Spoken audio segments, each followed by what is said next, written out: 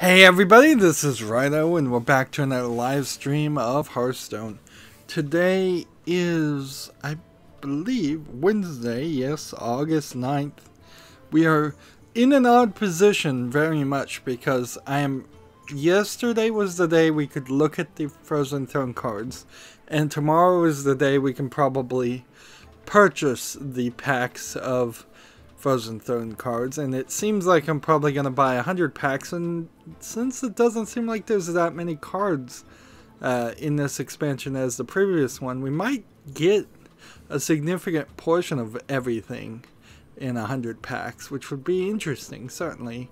I think that's kind of their goal. But in between those two things, I do have some daily quests to do, and because of that, I am, let's see, I don't want to get rid of the 100, even though it's the most difficult thing here, so let's just go ahead and just trade something out here. Only the mighty. We have a tavern brawl. We can just once again come here. I did a tavern brawl, I believe, off screen, so we'll start with this classic card pack opening. There's really no reason to hold on to this. Like, I'm already going to be potentially 103 card packs in the card pack opening tomorrow. I did yesterday look at every single card in the Frozen Throne,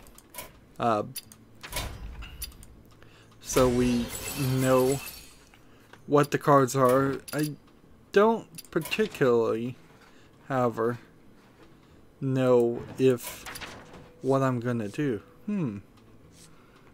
Well, I've just figured out some way to glitch the game. That is interesting.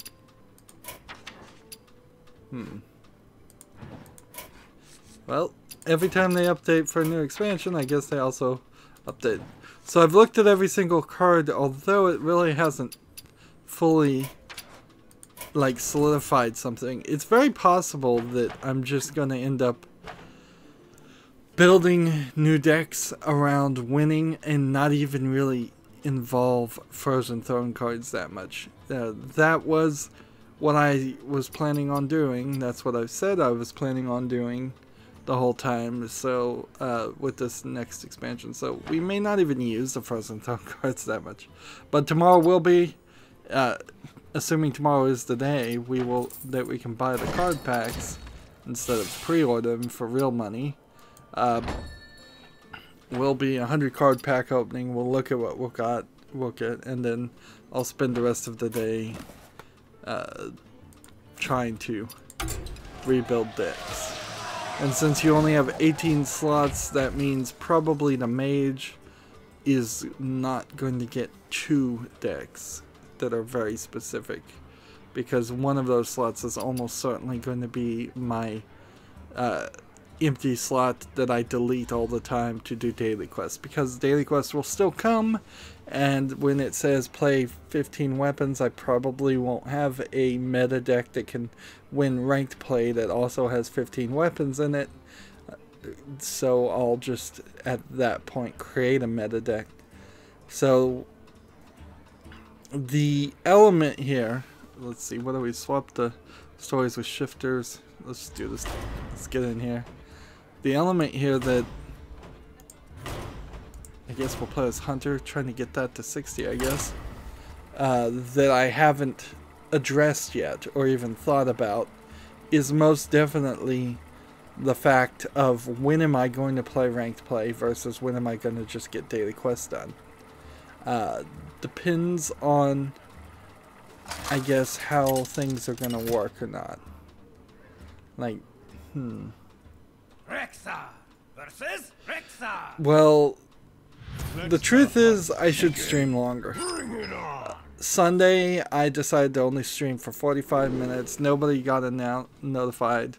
Nobody got notified on this video either. It seems like YouTube is just dropping the ball on notifications completely when I go live. So Greetings, traveler. So, like, I should just go longer. I should go as long as possible and just play ranked play and get people on the friend to hop in and hop out.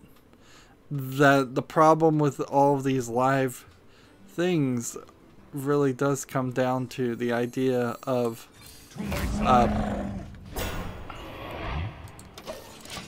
why did we start with 3 mana? The problem with all the live streams is they really do just have to go on forever, like non-stop, to get people to come in and come out. That you're fully duplicating what a TV channel would do, pretty much. You're having that experience. Can I play something? Deal that equal to your hero. Add a 3/2 weapon to your hand. Or go for Wind Fury. I'm gonna go for Wind Fury. And then do this. And then the turn. If I get this this Tavern Brawl done quickly, that would be appreciated.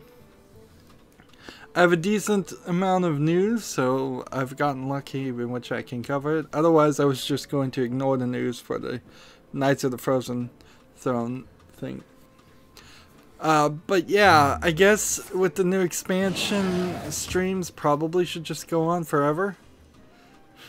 Like, they should start whenever I start, around 2 or 3 in the afternoon, my time, and just go for at least 6 to 8 hours every time, and I should probably not take breaks or anything like that.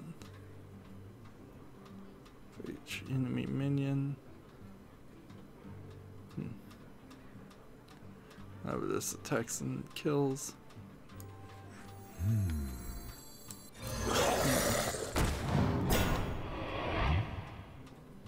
Let's see. I see your end. I see your end. There we go. So we can see who's on. Cool Guy's online. He says hello. Hello, cool guy. I always have to ask, how do people find my videos? That they must be just on YouTube at the time when it doesn't announce. Or maybe it announces to other people and it just doesn't announce to me. Like, that is inherently the problem with YouTube, is that it's always doing weird and crazy things. Cool Guy says, hey Rydo, what's up? Well, we're doing the normal stream in between the Frozen Throne streams. I'm pretty sure you saw some of my Frozen Throne videos yesterday. I streamed it, and then later on I chopped it up into specific videos.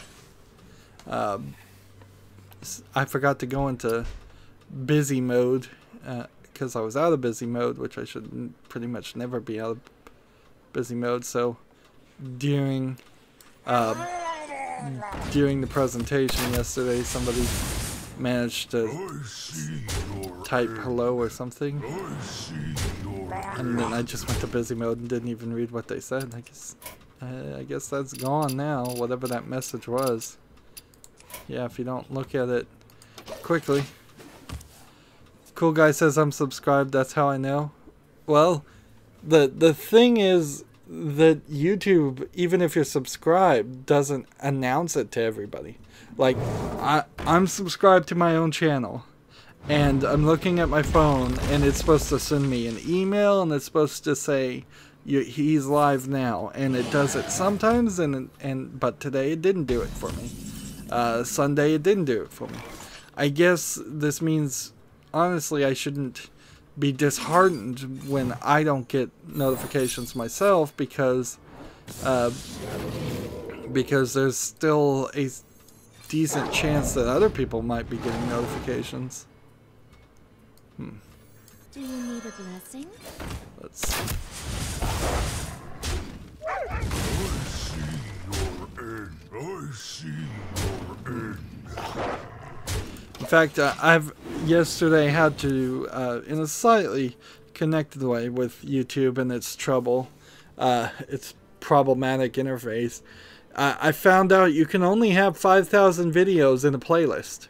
The maximum you can have in any playlist. So I have an everything playlist that has every single video I have in it. And because I'm recording videos a few months in advance, it's maxed out to 5,000.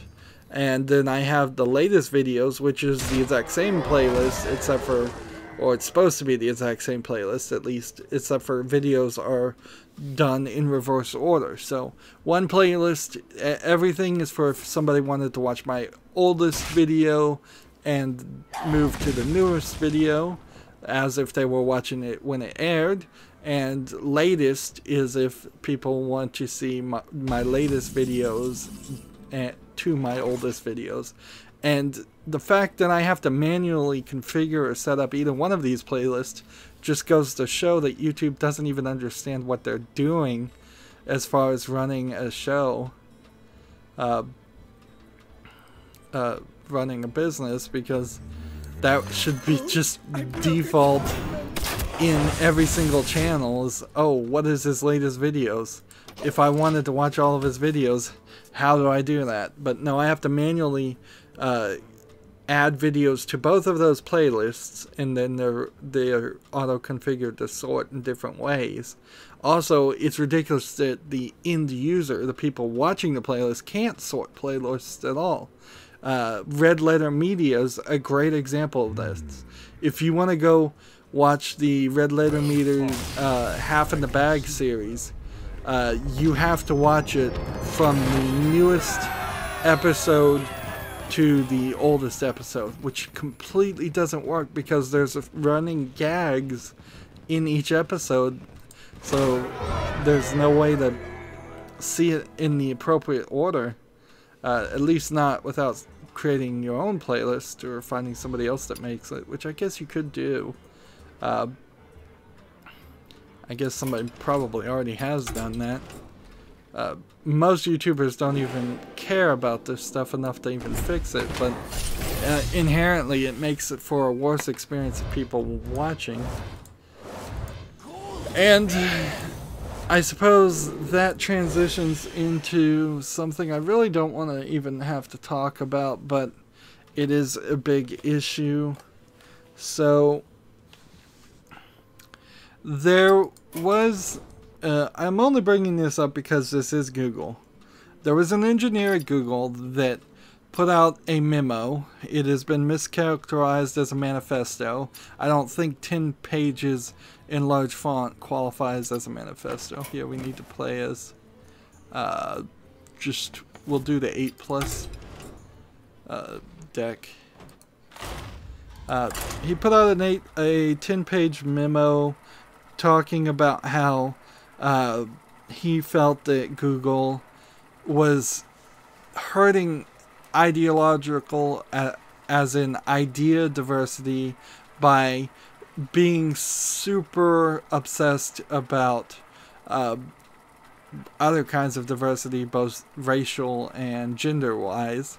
He quoted some facts with links to the scientific studies backing them up. He was trying to have an open conversation. Google eventually first said that we do want to have an open area where a open company where people can have these kinds of discussions and everything. And then the media completely mischaracterized what he said, and didn't even really report what he said and just lied about him, and then pressured Google into firing him, and Google caved and fired him. So different viewpoints are not allowed at Google. I kind of already knew this. Like, you can kind of tell, even from YouTube, how they're always pushing for minorities. They're always promoting their videos, but they don't promote anybody else's videos at all. That it's a completely unbalanced and unfair system that they're trying to set up here. I've said it before, or at least tried to say it before, that Google should just be hands-off and laissez-faire about the whole thing, and all they need to be is a dumb pipe. But their entire culture is just a bunch of Californian liberal people that they're in so much groupthink that they don't even recognize that there is another opinion that's valid. It's just everybody else that disagrees with them is a Nazi, is pretty much all it boils down to. I want to make it very clear, people shouldn't just believe what this memo says. I'm also not going to do something ridiculous and immediately 100% agree with the memo, and because he does say enough there that in fully endorsing it, there might be one or two sentences that I disagree with. However, I would recommend everybody go get it. Everybody go get it and read it. It is a incredibly short document. And if you disagree with anything that's stated, there's a nice blue link in the version I read that links to scientific studies. A lot of his things are talking specifically about how in general scientific studies, when you've surveyed hundreds of men and women, there are consistent results that just say women in general might be a little bit different than men. I mean, literally, that's kind of what it just boils down to, is something we all learned in kindergarten in more nuanced detail is being refused to be accepted by adults. But again, I don't trust me, but don't trust the media too, because they have 100% mischaracterized it, like all of them. And go read the memo yourself and make your own decisions. This clearly, the employee should not have been fired, though. Like, this is completely unfair that you would create a culture that they said was open for discussion. That's what they've been trying to do the whole time. And the second somebody says something that they don't like, they're fired. He has probably some very good grounds for suing lots of people. He could probably find a dozen different news reporting agencies that would take him, that have slandered him. For the wild. But whatever. Like, and inherently, this just doesn't make YouTube any better. I'm trying to get away from this conversation, but the whole thing. Hi, Tragic Master. Cool guy. I'll respond to your comment in a second. I've seen it. The whole thing is, Donald Trump was elected president, and it blindsided all of the news channels except for maybe Fox News. It probably blindsided even them, and it blindsided all of the people who didn't vote against Trump. And the reason is because, quite literally, everybody's been moved into this echo chamber, and YouTube as a channel needs to bridge that gap. I want both liberal and conservatives in the United States and around the world, where liberal and conservative means different things. I want everybody to feel like that they're welcome to watch videos on YouTube. And YouTube is not doing that right now. They are most definitely demonetizing and trying to kick out things they don't agree with, and they're going to eventually just make themselves take themselves away from being a dumb pipe to the point where maybe 50% of the population or more literally never goes to YouTube to watch anything, And as a YouTuber, that means YouTube itself is losing me views. I honestly feel like YouTube itself is actively going to lose me views in the long run if they don't just focus on what they do, which is host videos and stay out of politics and not have an ideological purity test. And it seems like that's not the way they're going. Anyways, I want to move away from that. So, Cool Guy asked you should collab with a YouTuber called LaFuse. He is just like you. The problem with collaborating is scheduling and synchronizing. I have 180 subscribers. Would LaFuse want to collaborate with a guy who has 180 subscribers, or does he have 100,000 or more subscribers? Like, because I'm probably more than likely not worth anybody's time to collaborate with. On a general thing, I don't know who LaFuse is, but if he's exactly like me, then we don't need to collaborate at all. Just in general. Like, we don't need two opinions that are the exact same. If anything, I should collaborate, in my opinion, with people that are the exact opposite of me. As long as we can keep it civil and work together, that's the better idea. Like, imagine, they don't do this that much anymore, but there used to be a lot of buddy cops and crossfire type is he at 200,000 or 200 subscribers? Like,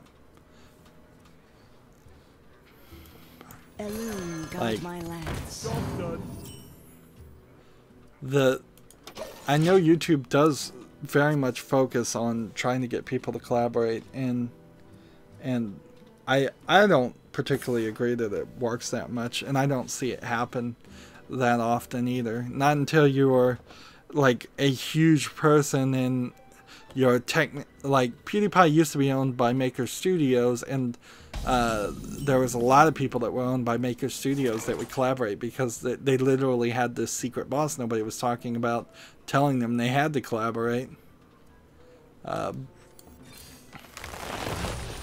Cool Guy says 200. Tragic Master asked if we're doing quests today. Yeah, yep, we're doing daily quests. This is just a normal live stream.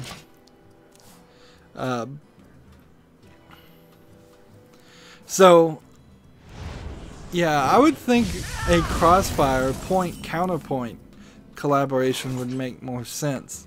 Like, if, and I'm not sure exactly how I would want to do a collaboration anyways, but I imagine it wouldn't work that well for a lot of different ways. Like, I just checked, he has 281, only 100 more than me. Let's see. There's a few things there. Like, first of all, I'm way behind. So the idea of having extra time to collaborate is a pipe dream. But let's say that wasn't an issue. Borderlands 1 is about the only game I think I have that I want to play that I collaborate with. And it would, I don't know what we would be saying or what we would be talking about. If there was a Hearthstone co-op thing, we would probably, I'd be cool with doing something like that, but there's very few co-op games. That game that was announced at E3, No Way Out, is one of those co-op games that I said I would never be able to play. I might be able to do that, but yep. Yeah, every time I think about collaboration, there's always just way too much thing. Being an Insomniac, and frankly just being lazy. I really just have to admit to myself I'm pretty lazy Like, and there's times when I just don't feel like doing things. Because I'm kind of sickly too. There's times when I just don't feel healthy enough to record games. And like, I just finished Law and Order Legacies, a game that you can't even buy anymore, and it was a piece of junk.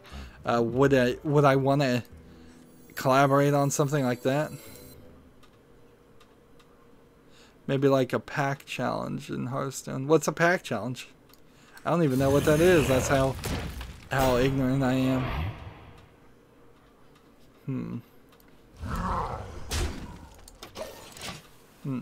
I'm also completely not configured for anything, so I'd have to set up some kind of Skype or some kind of Discord thing where we both talk, unless we're just going to fight each other. What I mean by that is both buy some packs and whoever gets better stuff wins. Well, I don't even know which would be better. I don't even understand the pack opening stuff at all. But people love it, so I have no reason to not do it. But to me, when I do the pack openings, it seems boring. It seems like something people would just want to skip. The only part I kind of understand is the idea that the people are poor and they can't afford the packs themselves, but in general, if the shoe was on the other foot, I wouldn't do that. Here's a card that's gonna get really crazy with the expansion of Knights of the Frozen Throne. There's a card that doubles your at the end of your turn effects, so it happens twice, which means Kel'Thuzad will now summon with that other card twice 2 copies of every character that died. That's pretty crazy. I wonder.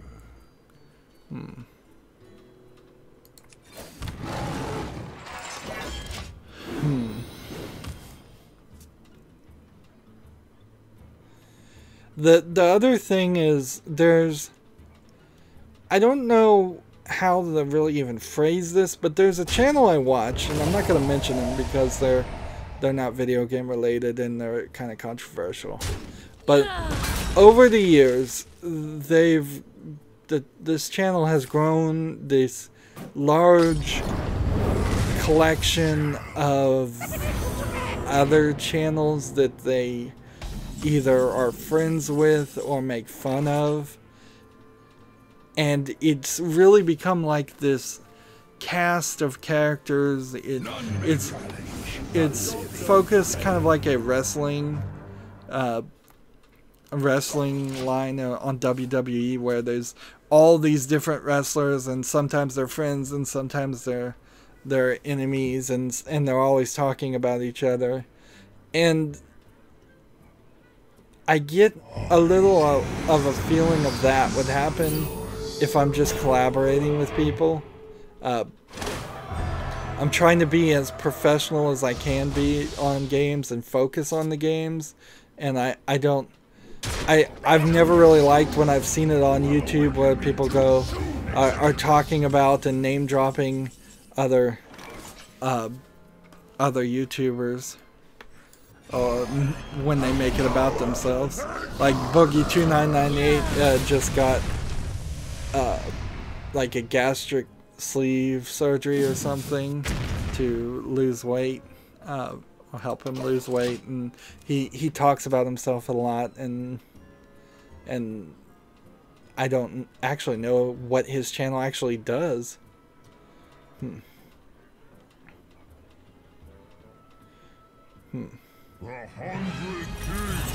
Let's see.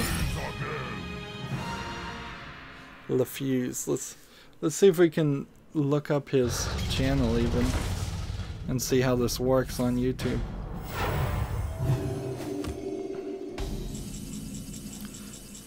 I'll give my criticism so he can just Well, the first channel I see called LaFuse has 135 videos and 282 subscribers.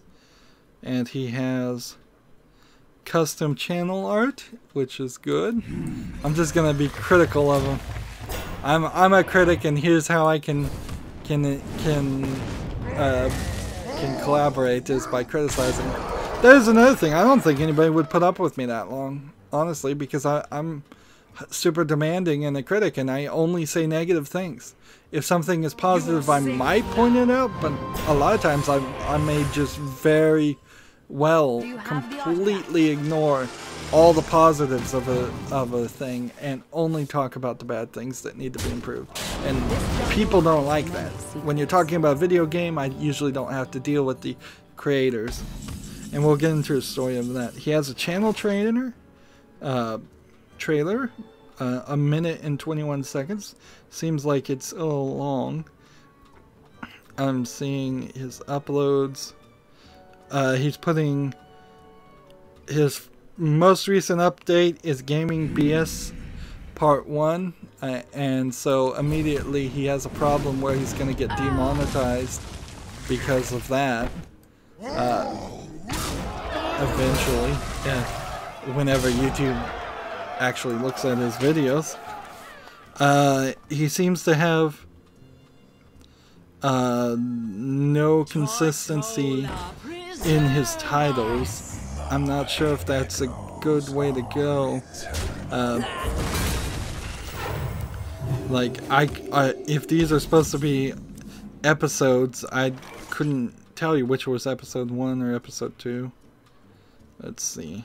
Important update is one of his titles with 5 exclamation points. That's not going to work very well. Like, how many videos on YouTube are named Important Update? That's an unsearchable title. Guess we have to kill this guy.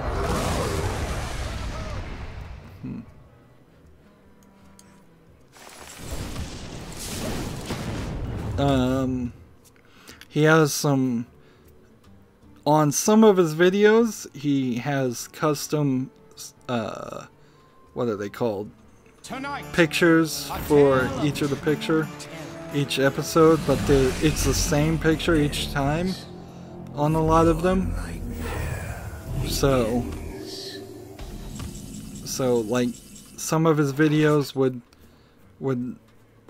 look exactly like the other videos, and the title is just different, which means when that video is suggested to people at the end of playback, you literally would have to hover over it, and people won't bother to do that.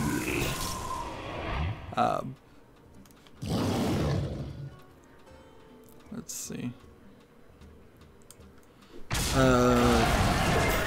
There's some major inconsistency as I'm scrolling down his pictures here. Seems like he plays PUBG and DayZ, so 2 games I don't own and don't play. So I've yet to see a single Hearthstone game. He seems to be pretty specific, and I mean, his channel is probably and there's some videos here that aren't video game related at all, so it's like he's got one of his dog and something called Elmo No Like Viruses. Here's some Titanfall things. It doesn't look like he plays Titanfall anymore. 3 years ago. Let's see. Playlists. He's got 5 playlists, and none of which have more than 31 videos. PUBG being the newest one, so he's not doing that. He's got 5 channels he's subscribed to. None of those people have more than 1,000 subscribers. And let's see. So what I'm doing right now is I'm just evaluating LaFuse here as if even though he has more subs than me, would he be worth my time?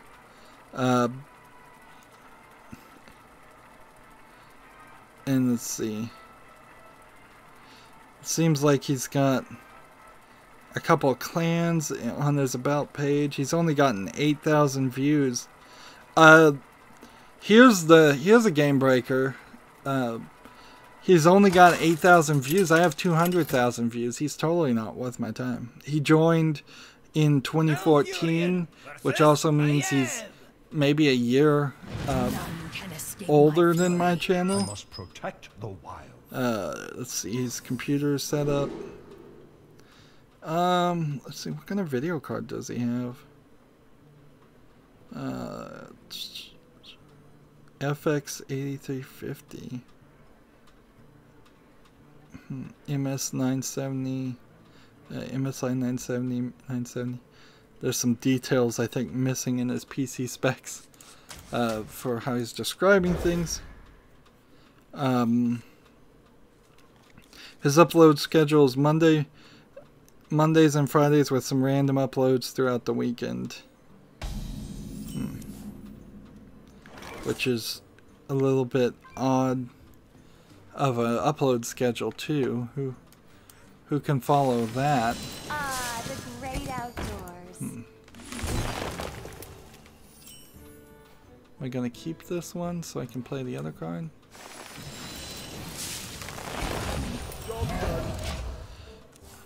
So, like, a channel like LaFuse's just, well, it does have some things that have been done well. There's an inconsistency in recording. You can see that for the amount of videos he's made. You can see that for the length of the videos he makes.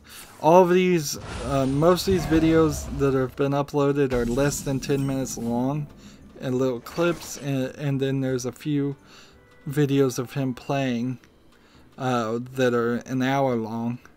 He's got way less footage than me in number of hours, and way less views. If he became a esports legend, that his channel might get very big, but I mean, in all honesty, as soon as PlayerUnknown Battleground stops being popular, he's gonna just have to move over to a new game, and he's gonna have to start his channel over again. And he's already done that, it seems, 2 or 3 times. I'm not saying my channel for a second is gonna succeed, but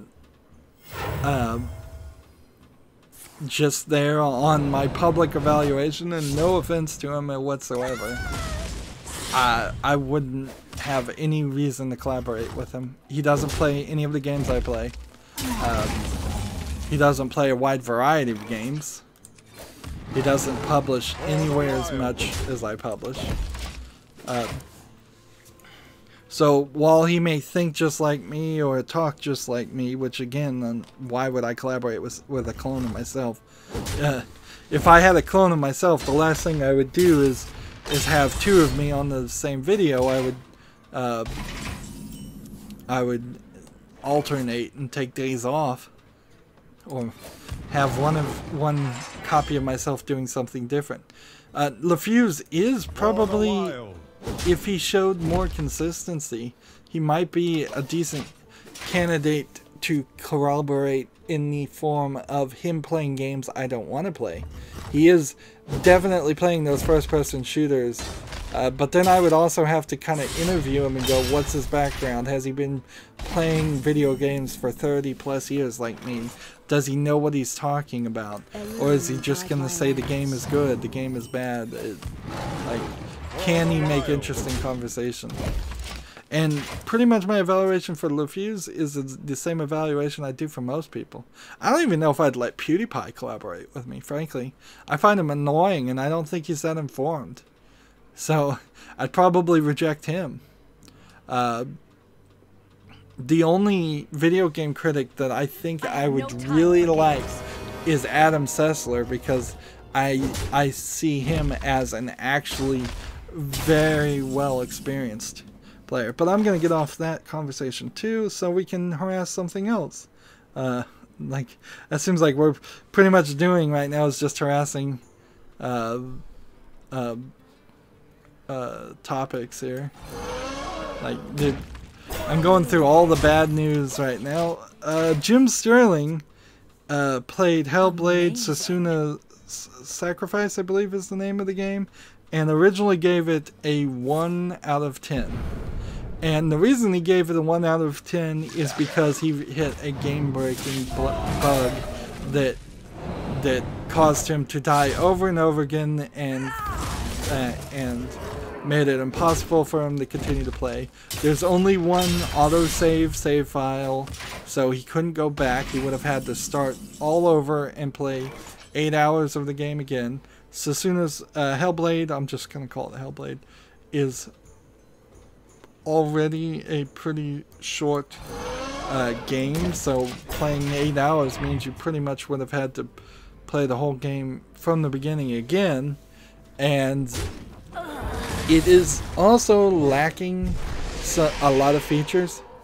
The game looks great, no doubt, and it sounds great, but I think what they either did is they blew their budget on doing the animation and the audio and couldn't afford to put any gameplay in there, or they were halfway through developing a different game and lost their partnership and their funding. This was Team Ninja that made Hellblade.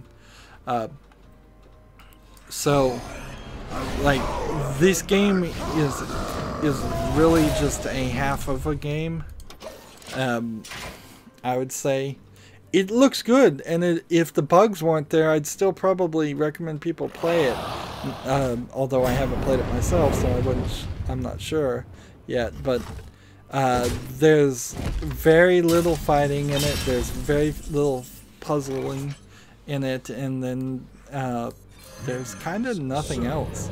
Like, it's just walking around and experiencing this game. And anyways, to get back to Jim Sterling's 1 out of 10, he hit this game-breaking bug, and he gave it a 1 out of 10. And I was like, you know what? That's right.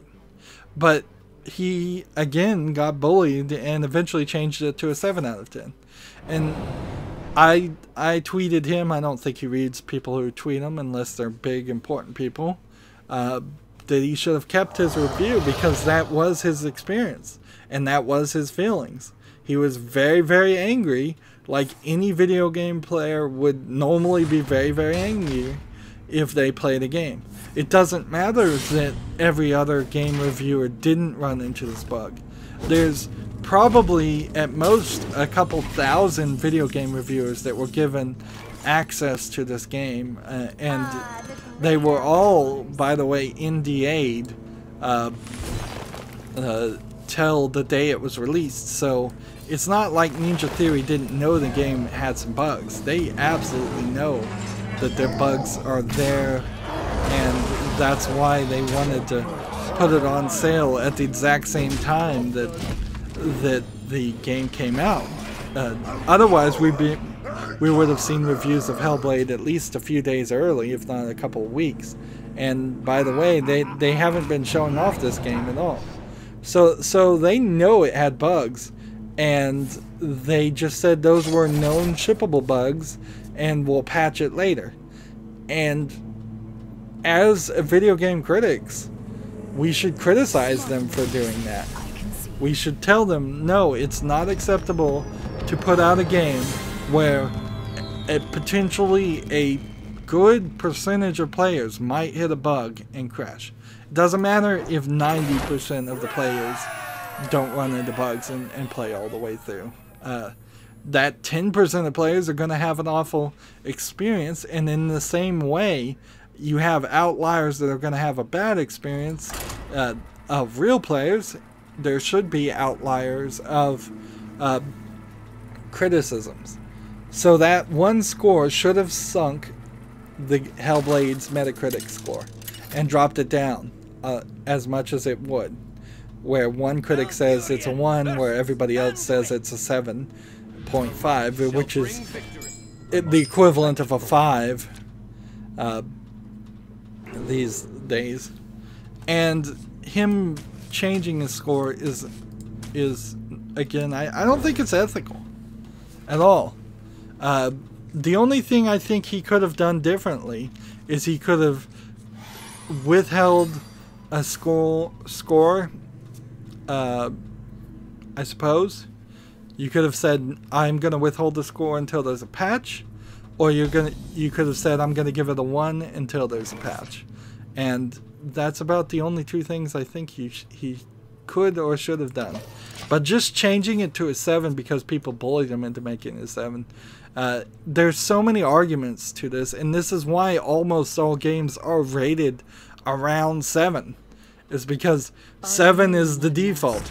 It has to have a 7, otherwise the Team Ninja game programmers won't get their bonuses, which is not any of the businesses of a video game critic. We need outliers. We need games that are rated 3. We need games that are rated 0. We need games that are rated 10. It needs to actually be a range, and what you say and how you feel, whatever score you give to a game is just your experience and your opinion. And it shouldn't be influenced by other people and outside forces. It should be, what do I feel about this game? On a scale of 1 to 10, how much do I like this game? And his like for the game did not go from a 1 to a 7 at all. That never happened. He just got bullied. And he rolled over on it. And that's not what a video game critic should do. And people shouldn't bully him. And I told him that he should have kept it as a 1. And people tried to argue with me and say, well, maybe it should lower the score a little bit. It's like, you can't argue somebody else's scoring system. It's always that critic's personal scoring system. A 1 for me is different from a 1 from you, is different from a 1 from somebody else. And it's their own personal opinion. And literally people are telling Jim Sterling, who, by the way, I don't really even like him that much. So it's not like I'm trying to benefit him because I personally like him or anything. I think he should have stuck to his gun and said, my opinion is this, my opinion's not going to change. But whatever. Jim Sterling is a great example of somebody who got lucky and got very famous on YouTube and really shouldn't be. Because it's not like he's that good. He is very entertaining at times. So I can see how he keeps his fame and grows it, but as an actual critic, he doesn't do anything. He's also in the middle of transitioning from writing 500-word reviews to just doing video reviews, and I think he's probably running through some growing pains in that too, where before he was very much used to thinking about things instead of saying them immediately as they come to his head, and that probably gives him a slightly different voice than what you would normally, than what he was used to. Like it probably makes him a little bit more negative than if he sat down and thought about it for longer. Moving on from the bad things, there's a ton of news here. Nintendo has announced a Mario and Metroid live stream to occur during Gamescom. Again, Nintendo is doing live streams to steal the thunder of things that they don't bother to actually go to. It's kind of sleazy. Again, I have my own problems with Nintendo and don't really like them at this point, but in general, like your neighbor's throwing a party, so you decide to invite all their attendees away to a bigger party type thing. It's kind of teenager Nintendo. Apparently Jeff Minter was in a kind of lawsuit type thing where he couldn't release, I think it was Tempest 3000, but the new Atari, who has bought the name of Atari, has decided to go ahead and allow that to happen. So Tempest, not Tempest 3000, but the Tempest 4000 is now available on Steam as part of the Atari Vault.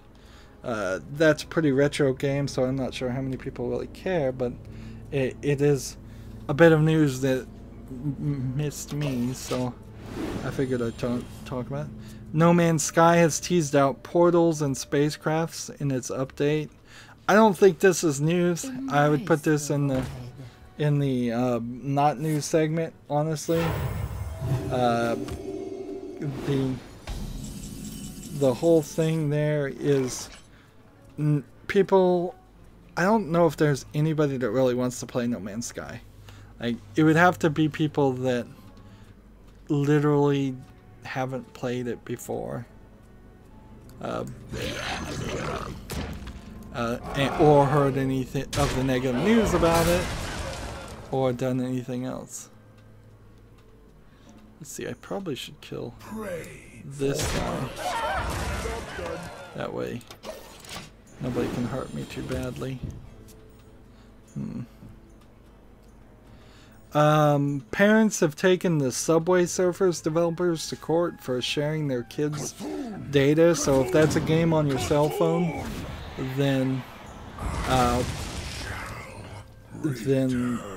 would uninstall it.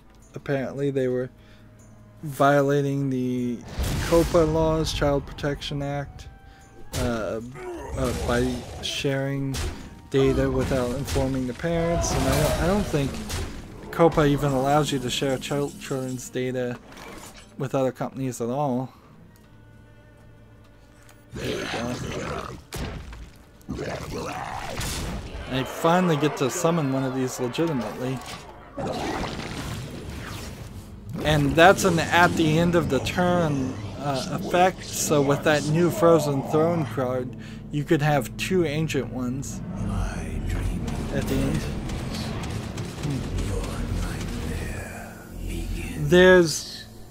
There was an interesting article about one of the developers that worked on Tales for the Borderlands, and he says he no longer works for him, so maybe this is all sour grapes, but he says that they were not happy with the sales and the production of that game at all.